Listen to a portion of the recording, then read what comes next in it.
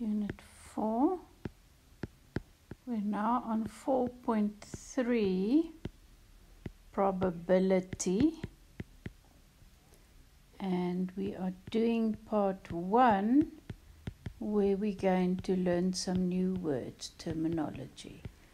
Now, I would suggest you really make sure you understand these first parts, the parts that still look simple, because it gets harder, and it's usually because you didn't really get these first things that the rest gets harder. So please make sure you get the basics.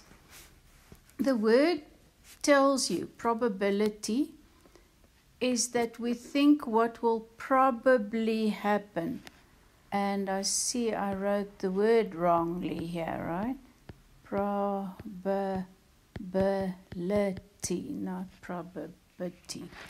Probability. What it would probably happen is what we're saying. It fits in with your data because mathematicians don't like the vagueness of the probability. So we like to put a number to it. And in order to put a number to it, we use statistics. So we use stuff that's already happened to decide what we think might probably happen in future. So here's some words we need to know. An experiment is a process, an action, a process with uncertain outcomes.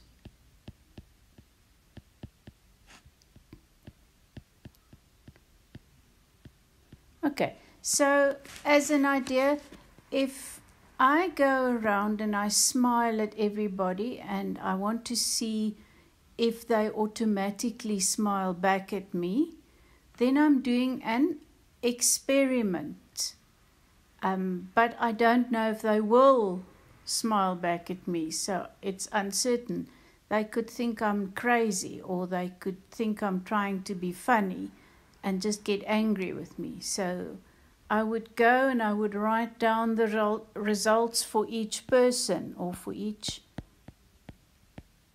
time I did the experiment. An outcome is one of those results, a single result of an experiment.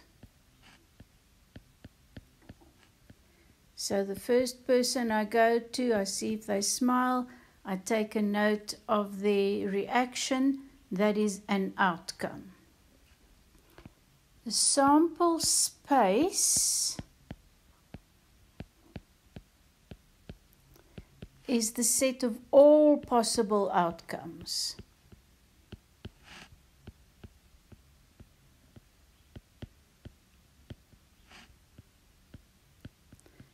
So as in, when I smile at the people, one possible outcome is they smile back. Another one is they ignore me. Another one is they frown at me, etc.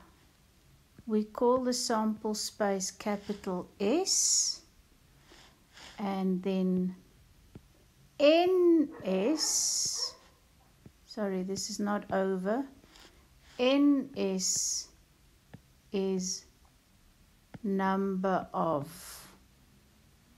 possible outcomes. How many? So S is the set. So S you would write what could happen. NS would mean how many did I get. An event is a subset of a sample space.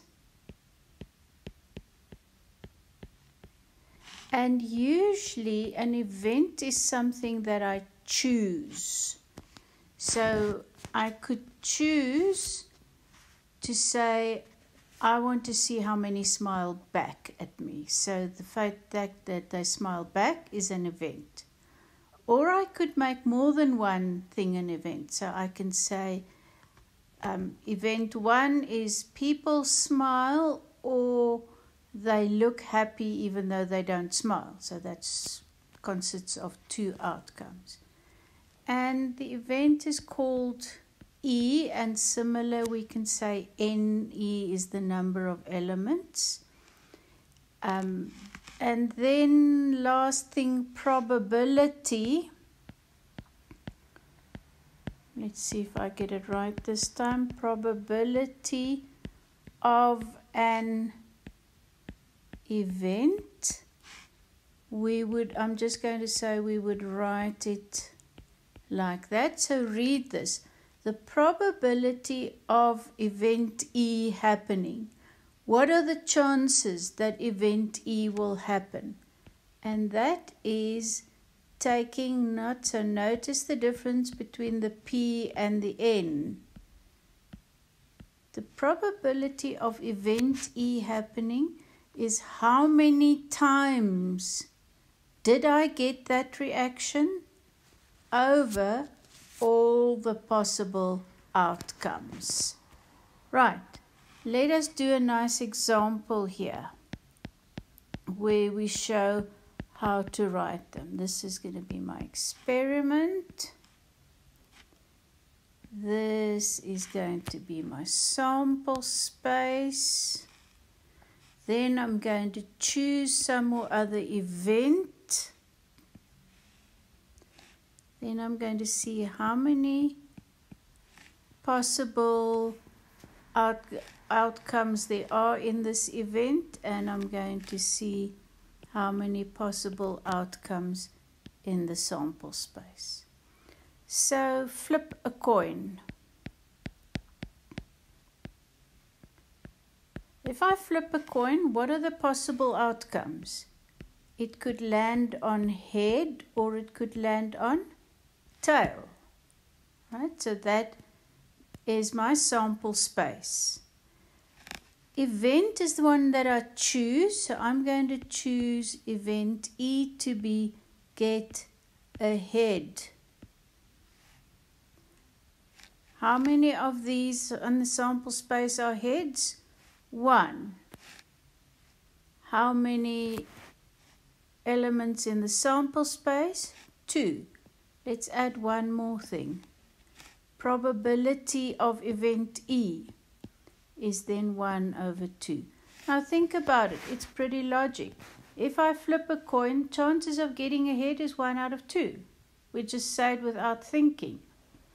What if I flip 2 coins?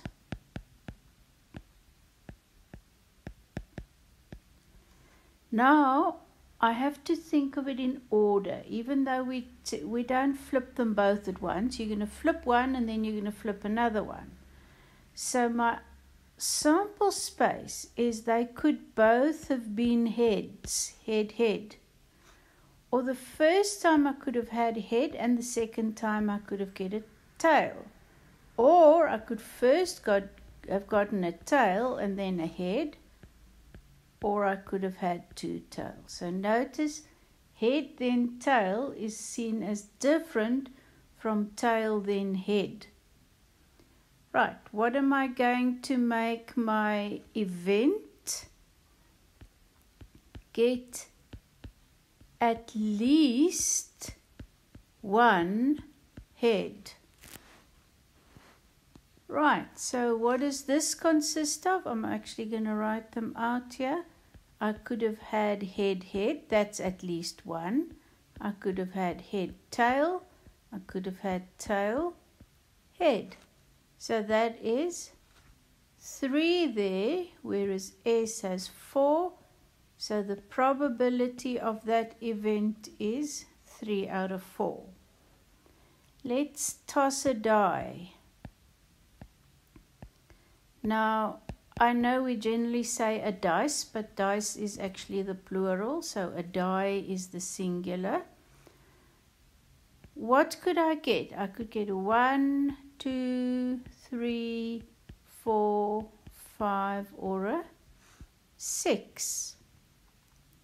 I'm going to say my event is get an even number.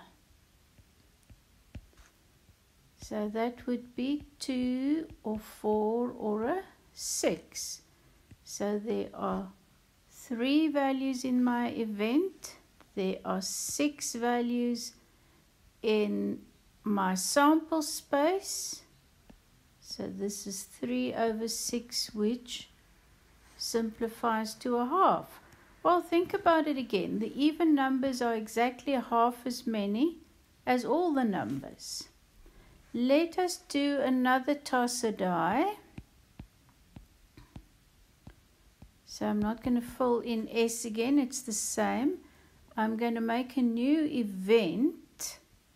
Just make a line here. Get a number that is higher than a 4. So what are the possibilities? I can have a 5 or I can have a 6.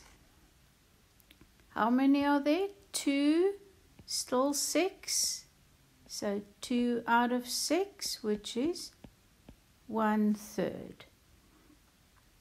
Right, let's do 2 more with toss a die. I just want to show you some more things here. So stick with toss a die again. And still the same here. I'm just not rewriting it. This one I'm going to say get a 10. Well, there are no 10s on a die. This is still 6. 0 out of 6 is 0. Right? So, what am I saying? If I toss a die, the chances of it landing on a 10, and it's a 6-sided die, is absolutely 0. Last one. Can we fit it in? No, I won't have space for that. We'll do that in the next one.